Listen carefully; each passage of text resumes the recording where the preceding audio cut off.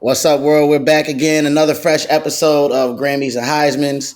I'm your host, Chuck Walton, alongside my brother, my co host, JG, aka Justin G. and Grande. And we have a very, very special guest, a friend of the family, as we like to call it, the incredible entrepreneur, actor, musician, philanthropist, icon, Philly native, a Philly bull, a real goat in the industry. Breezy, welcome to the show. Welcome. Thank you for having me. I appreciate it. Yeah. No, so it's funny. The show is Grammys and Heisman's, but we've been real sports heavy on the Mm, first several episodes. And so, we talked to Brian, Cher, and JG, and we were like, man, Breezy's got so many cool things going in that crossover space. And it's good to get you on here to kind of, I think you might be the first entertainer we've had on the show. So it's a pleasure that you're sitting with us. yeah, thank you. I appreciate it. Man, so look, the world, they know your face, they know your name. A lot of people don't know the story. I mean, it's like that with most actors, right? Like Hmm. we get attached to them, like a Yeah, Denzel, but people don't actually go like, oh man, we're like, tell me about Mount Vernon, man. So let's yeah. just start there, kind of share, your journey growing up in Philly, uh, or even VA. Just talk about how everything first really kicked off for you. Um, I mean, shoot, life has been going since the beginning of my life. I will say that I've always been like, I always had a goal. I always seen the place that I would be, ultimately, and through my travels, just like did everything I could to make sure, that I got there. Kind of like just tunnel vision, if you will. Growing up in Philadelphia, was kind of raised in Wilmington, Delaware, which are both just very congested cities. Those are places that people make it out. Some people don't. Some people can see past it. Some people can't. I happen to see way past it. So kind of had saw my trajectory a long time ago, and made the every little decision I could to get me to where I am today. Now, not to say that the focus was to be an entertainer or to be famous, but I did know that I would be used in a particular way that involved uh, the eyes of millions and millions and millions of people. I knew that. So, You it know, hasn't been sweet, but I've been pretty steadfast and pretty focused for the most part. No, I was gonna say, something we asked some of the athletes we have on the show. Like one of our clients, Rachel Glenn, who just came back from the Olympics, we were asking her, like, you're going to the Olympics, but like what age did mom, dad, or just even you, the talent, kind of see like Mhm. I'm a little different from my peers? Like like you said, you didn't necessarily want to be famous or see, fame, but when did you Yeah. realize you were a little different from everybody around, Philly and Wilmington? I knew that immediately. So I would say at least like 4 or 5 years old. I knew I was different very early on, and I was okay with that. And so I just almost like danced in my little circle by myself. Like, you know what I'm saying? I got friends here, I got friend groups there, like whatever, but I was never really like a cliquey person. I always sat outside of the group. You know what I mean? So I embraced it. I didn't look at it as, oh, I'm weird or I'm too different. You know what I mean? I just was like, it is what it is. I'm me. You're not. So whatever. That's interesting. I Yeah. mean, who were some of the influences though? Growing up for you in terms of like family? Was it somebody in the neighborhood? I mean, obviously the Philly area at that time, especially. I know you do the music. I mean, at that time, growing up in the '90s, I mean, Philly. I mean, Hmm. that's when it was really going down. Especially in rap. Yeah, I think Philadelphia absolutely had a strong like presence in music. I know. I mean, so many legendary artists came out of Philadelphia, but more importantly, like just being on the ground, because those people who are celebrities and things like that, in a city like that, people are out of reach. It's not like LA where we can walk down the street and maybe see Julia Roberts at Sweet Greens or something like that. Like, I seen Don Cheetah one time running across Sunset. Like, we don't see those type of things in Philly. So, um, for me, oddly enough, I was more so influenced by like everything I didn't want to be. You know what I'm saying? And I kind of seen that and did the opposite. Like, I see what doesn't work based on the position you're in your life, and I seen that at an early age. So, as I begin to get older, I'm just like, nah, I'm gonna go the other way. Nah, I'm not gonna do it that way. I'm gonna do it this way. You know what I mean? I can't really say that I had anybody that was super close to me that I was like super inspired or influenced by. It was more so watching, you know, people make mistakes and not do it correctly. You know what I mean? And kind of end up in weird situations. And, I just chose to not be that. I was like, oh no, I ain't going out like that. And like I said, I see something so much bigger for myself, so I can't do that. No, Yeah. absolutely, absolutely. Something I always think about too, like in terms of, I know your career took a transition, but early on it was a music that like you knew that was your thing, like that was like for you, it was a Yeah, big. I began as like I always loved music. I began working in a barbershop at a very young age, probably like 14, 15. So there was quite a passion there, just for making people look good and making people happy. So tell me how, Breezy, tell us how the empire came about. You're on your journey. How does that whole, everyone needs a break, everyone gets an opportunity. Just tell us what that Yeah. process and then how you felt when you finally got put on there. Honestly, around the time I was knee deep in creating music, I was just like, I have to give more of my time to what I want to do. So I was like breaking it up. It was like 70-30. 70% of it is me running around LA cutting hair and trying to make a living, and I'm giving the last 30% of myself to my music. And I decided to put the clippers down, go full throttle in the music, and at least try to give it 100% as much as I could to see some real results. Like, so I felt like I couldn't get real results if I'm only giving half of myself to it.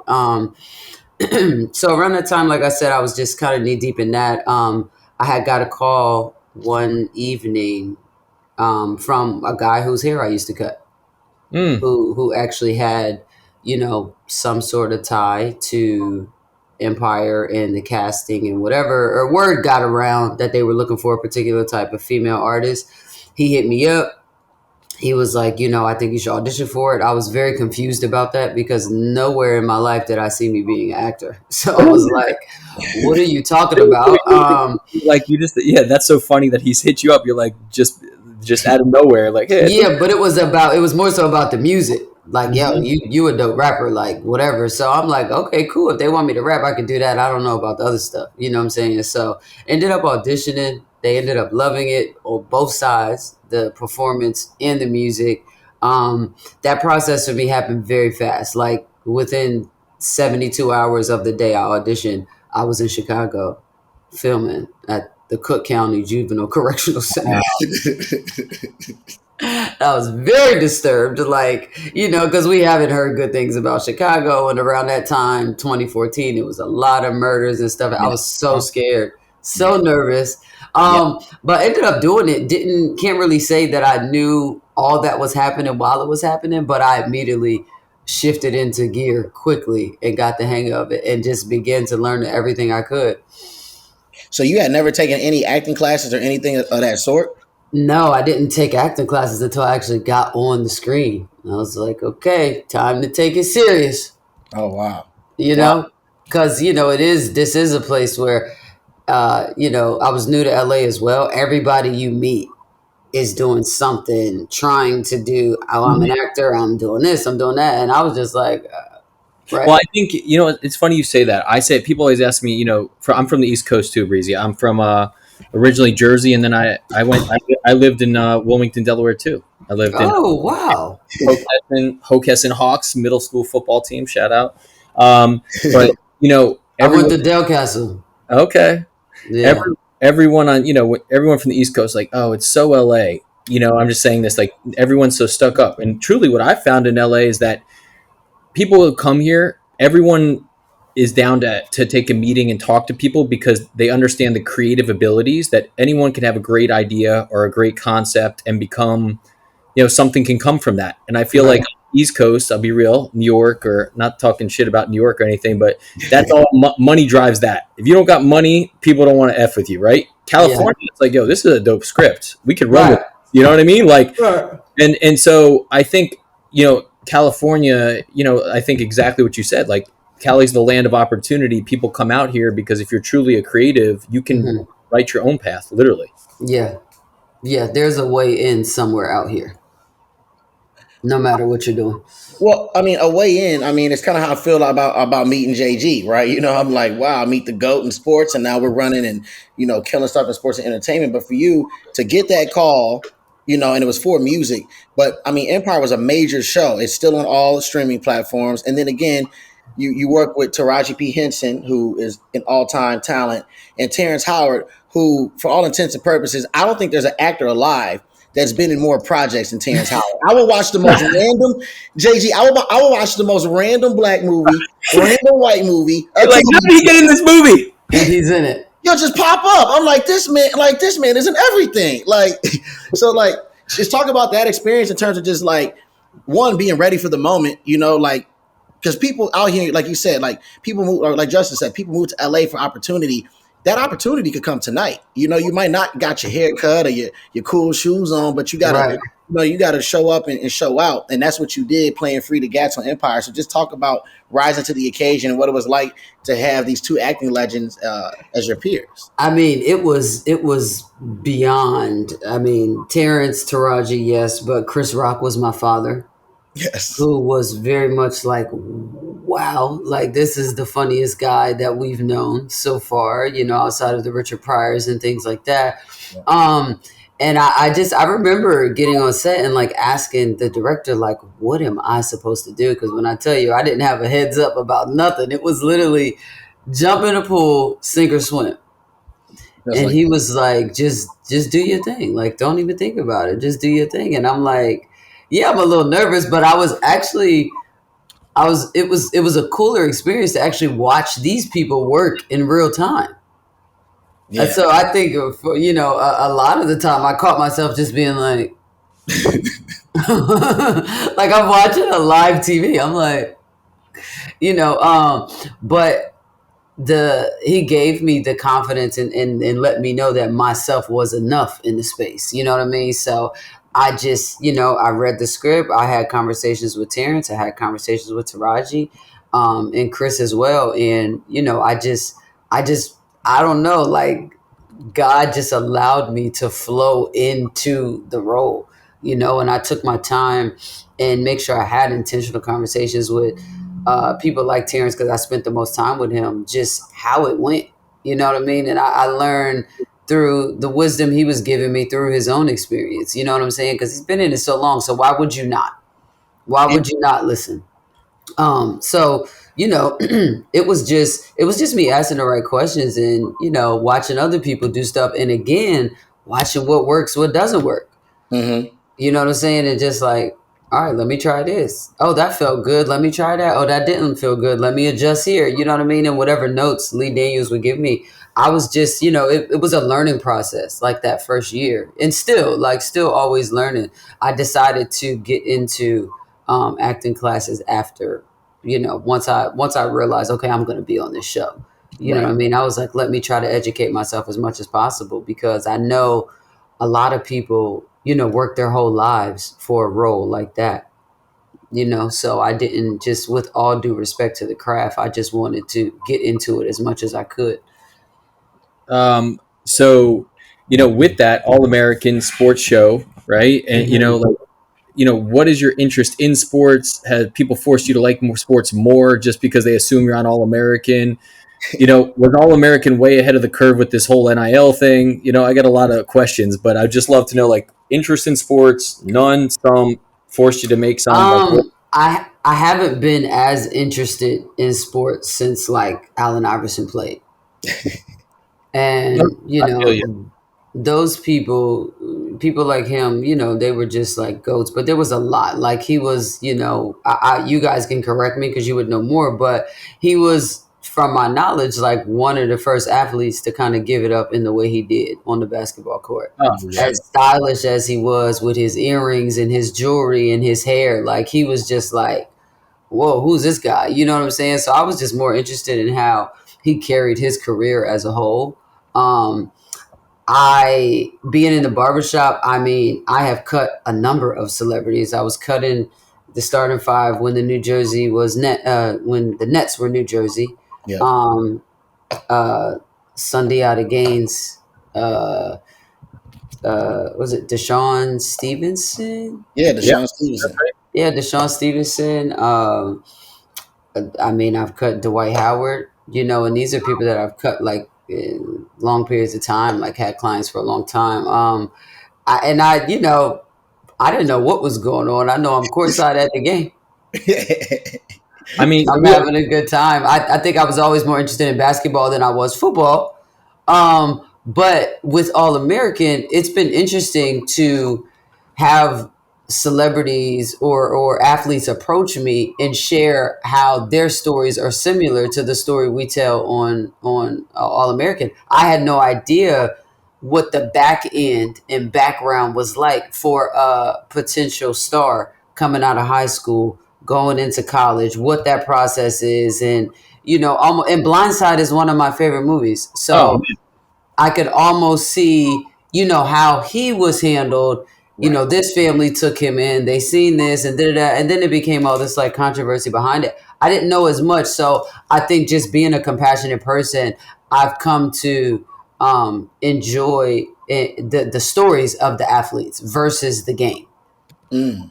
You know what I mean? So I'm not as entertained by it, so to speak, but I think it's just like any other profession like that. It's a rough navigation depending on who's around, what the deals are, what's going on, because we all know athletes bring in a lot of money. yeah, Yeah. So I think that it's scary to, be looked at as almost like a fixture. You know what I mean? Like somebody can pay for you. There's somebody somewhere with their money on you, and if you don't do this, you didn't ruin this man's life savings. Like, you know what I mean? I can't imagine carrying that, but I mean, I think it's just deeper than the moment we all enjoy, which is the Mhm. game. Hmm. That's interesting. Yeah. Something I think about with the show. I mean, I love the show, as you know. My mom is your biggest fan. She Coop, Coop, Coop. Cool, Well, cool, I mean, cool. but talk about the character you play. I mean, you've landed some very unique roles for somebody that just was new to acting. But now Empire was great, but Coop and Spencer. I mean, you guys are like it's like Carlton and Will. It's like Martin and Gina. Like you guys have a thing that's gonna outlive us all. Like you're literally playing Yeah. a major character on. You guys are going into season 7, correct? Yeah. Mm-hmm. That doesn't happen these days. I mean, seven Yeah. seasons of anything just doesn't happen. So, has Yeah. it hit you yet that you're a part of something that's actually now being labeled iconic? No. That is my first time. That's my first time hearing that. Again, the type of person I am, and just the way I'm set up, I'm actually just more appreciative of the response and the work being done through the role. You know what I mean? Versus what the fans love, which is the show. You know what I mean? But I love what this show has done for people and what my character has personally done for people. And I'm one of those people like very in tune, with my audience. Like I want to know. I don't want this to be like, oh, you're watching me to kill time. Like I want you to, walk away with something from the work that I'm doing. And I think that rightfully so, the work that I have done has been intentional in that way. You know what I'm saying? And that's what I want to continue to do because entertainment, like in this culture in general, we control the temperature of the world. Mm, What we do, everybody's gonna do. What the rappers do, the athletes do. What Yep. what people see, what actors like they're trying to mimic that. Like we really control it. So I think we have a great duty in properly guiding people. You know what I'm saying? So my mind is always there. It's always there. I'm never caught up.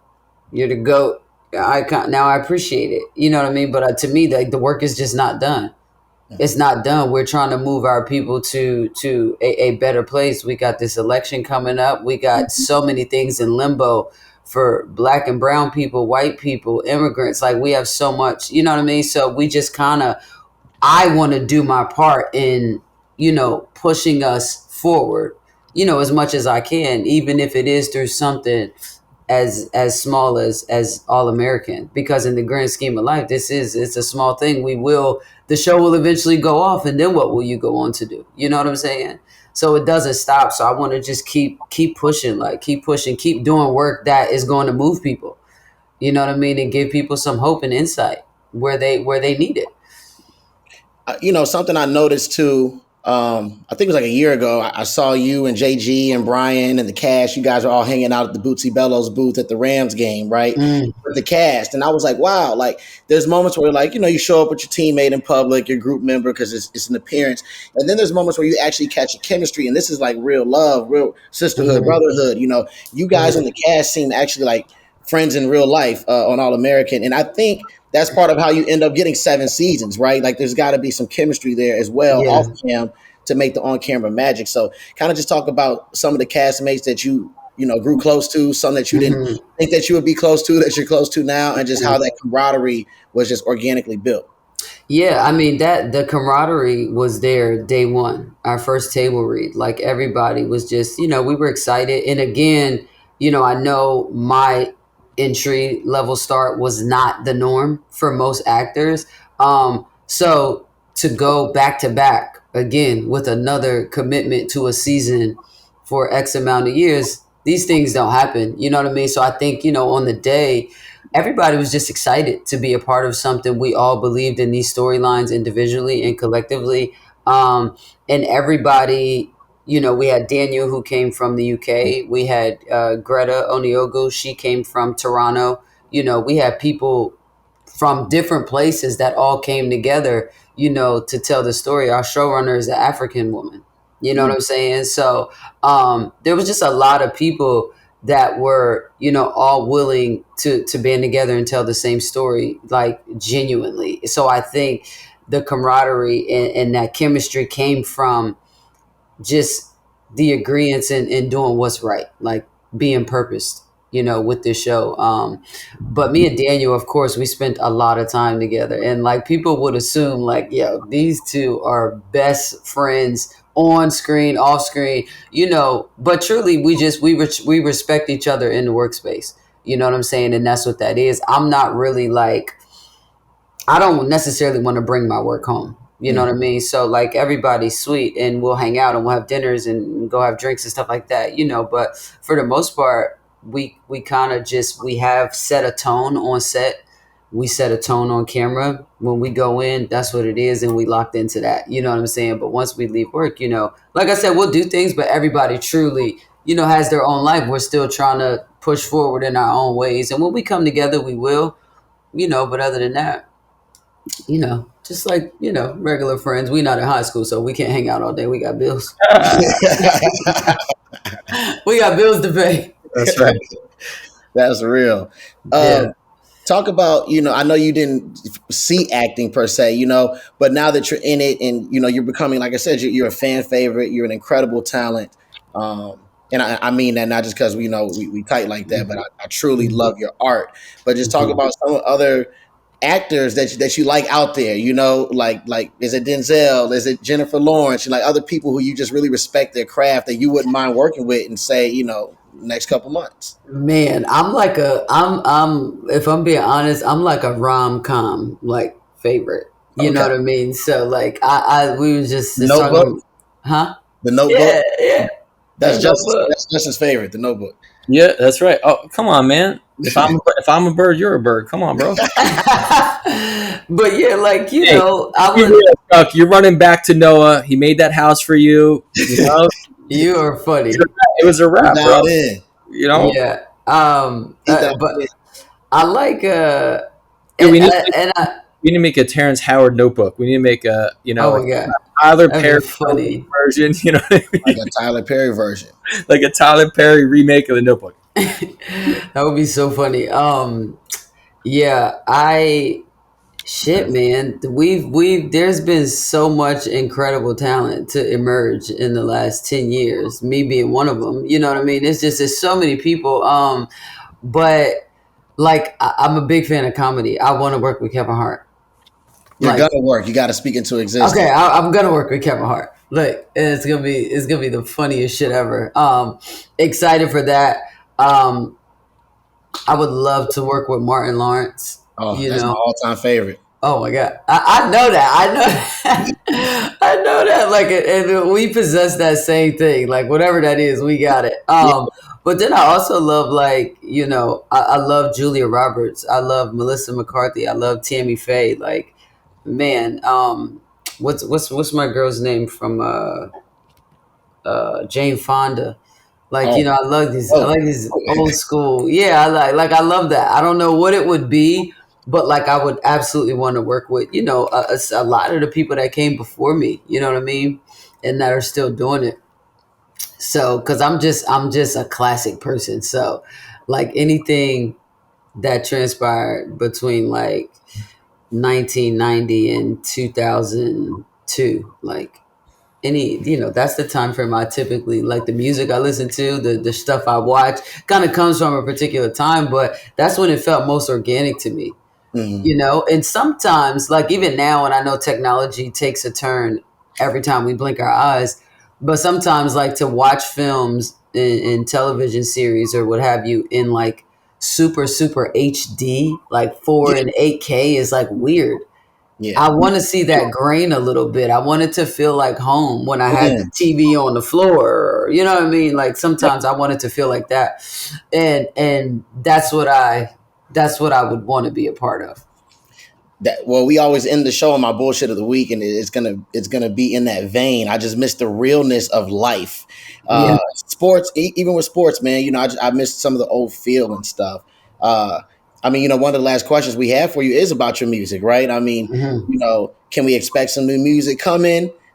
Is it gonna give us that sound? That early 2000s, 50 the game type sound, or where you kind of going creatively? If you can give us a little hint. Yeah, I'm in development, and now I would say I'm almost 10 years in, with my career, and I've learned a lot. I've shadowed and stood behind in many different positions, directors, writers, producers, and things like that, and kind of got a feel for where I want to go next. And I actually do want to, produce, write, direct, and create my own stuff. So the things that I am in the background working on are in that vein, are things that I would perceive to feel like that. Like it feels like home. This feels like real life. This feels like a real experience. Not you might get here, you might not. You know what I mean? Like not that type of vibe. You know what I'm saying? But truly giving an audience something to go with. And the same with the music. Like the music,